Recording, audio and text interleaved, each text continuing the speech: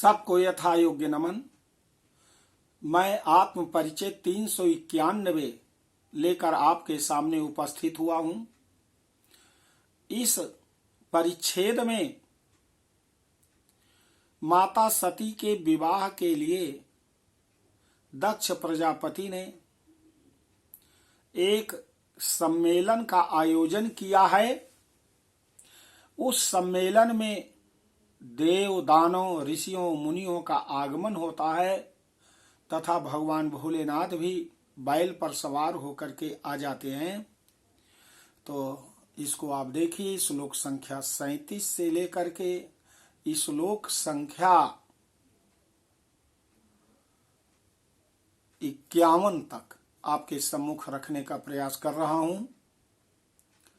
सबसे पहले माता भगवती को शंख ध्वनि द्वारा प्रणाम निवेदित करता हूं।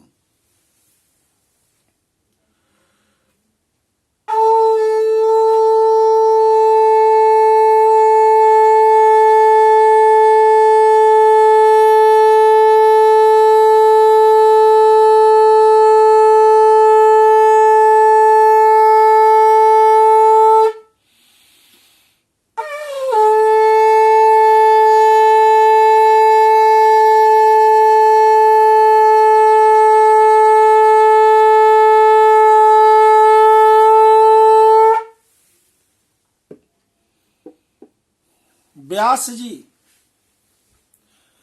कहते हैं कि हे महर्षि जैमिनी, सुनो श्लोक संख्या 37 से। दिव्य मालांबर धरा किरीट कनकोज्ज्वला विरेजुस विरोजिस्त्रुदशेनान्द्राश्च सभायाम मुनि सत्तम तेषाम रथ अश्वनागेन्द्रैर्मणिहेम परिष्कृतैः ध्वजैश्छत्रैः पताकाभिर्नानावर्णैः समन्तता सर्वैः परिष्कृता दक्षपुरी कान्त्या व्यराजत भेरी मृदंग पणवैः शतशोऽथ सहस्रशः विनेदोस्तेन शब्देन सर्वतः पूरितं नभः गानं सुललितं चक्रुर गन्धर्वास्तत्र संसदि नन्दोश्चाप्सरो मुख्याः शतशोऽथ सहस्रशः अथ प्रजापतिर्दक्षः काले प्राप्ते सुलक्षणे आनयामास ताम कन्यां सतीं त्रैलोक्य सुंदरीं तत्रागता सती चारुकान्तया परमया मुदा विबभौ मुनिशार्दूल सौन्दर्य प्रतिमैव सा एतस्मिन्नेव काले तु महेशा समुपागतः स्थितो अन्तरिक्षे वृषभोपरि सर्वपरो यथा अथालोक्य सभां तां चाशिवेन रहितां तदा प्रजापतिरुवाचेदं सतीं परम सुन्दरीं मातरेते समायाता सुरासुरगुणस्तथा ऋषयश्च महात्मान एतेषु गुणशालिनां वृणुत्वं मालया चारु रूपिणं यत्र ते रुचिः इति युक्ता तेन सा देवी सती प्रकृतिरूपिणी शिवाय नम उच्चार्य मालां भूमौ समर्पयत सत्याम दत्ताम चाताम माला दधार शिरसा हराम आविर्भूय तथा स्नादादि दिव्य रूप धरस्तदा रत्न शोभित सर्वांग शशि कोटि सम प्रभाम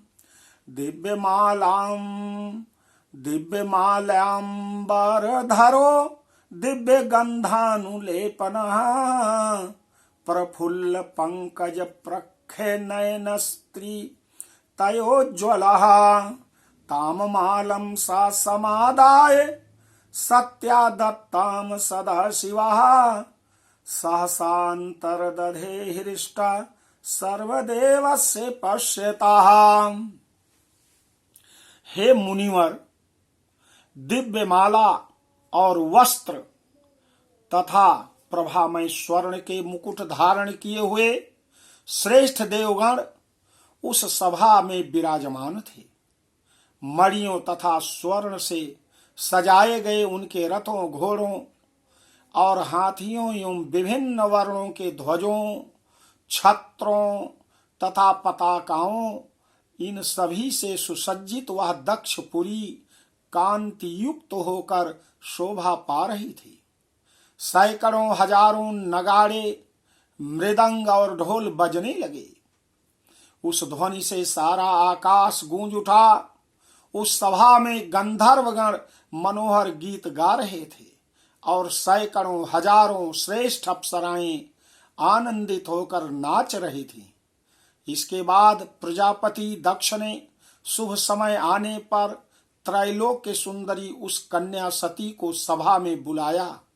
मुनि श्रेष्ठ, मनोहर तथा कांति युक्त वह सती परम प्रसन्नता पूर्वक वहां उपस्थित हुई।